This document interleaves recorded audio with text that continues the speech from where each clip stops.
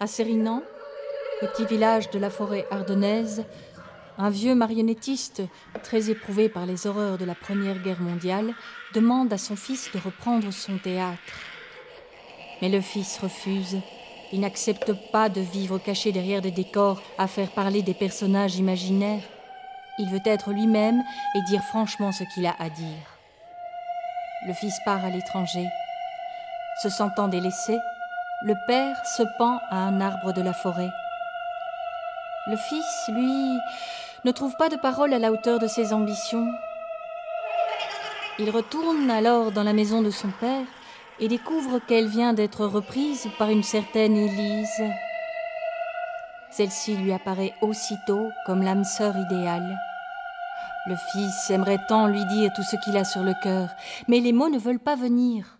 Grâce à la corde de pendu de son père, le fils noue un accord avec le diable.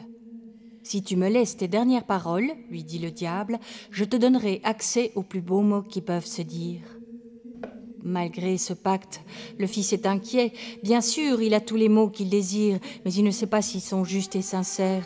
Il doute de leur véritable nature. Le fils erre comme une âme en peine dans la forêt. Il s'écroule au pied de l'arbre de son père et sombre dans le grand espace vide.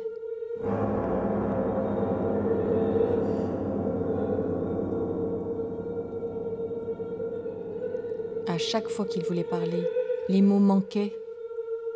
Et la mort dans l'âme, il préféra s'éloigner de l'âme sœur. Il se jura de ne la revoir que quand il aurait trouvé les mots.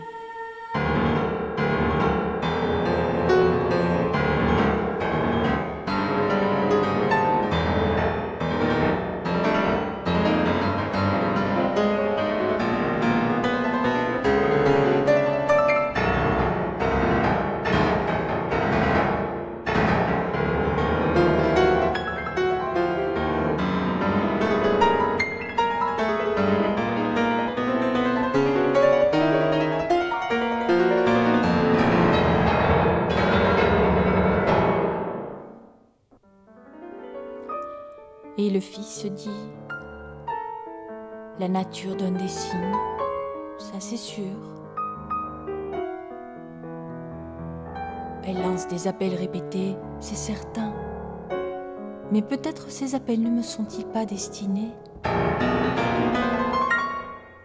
Peut-être d'ailleurs n'ont-ils pas encore trouvé de destinataire. Peut-être simplement ces signes vont-ils dans tous les sens. Peut-être même n'y a-t-il aucun sens à tout cela.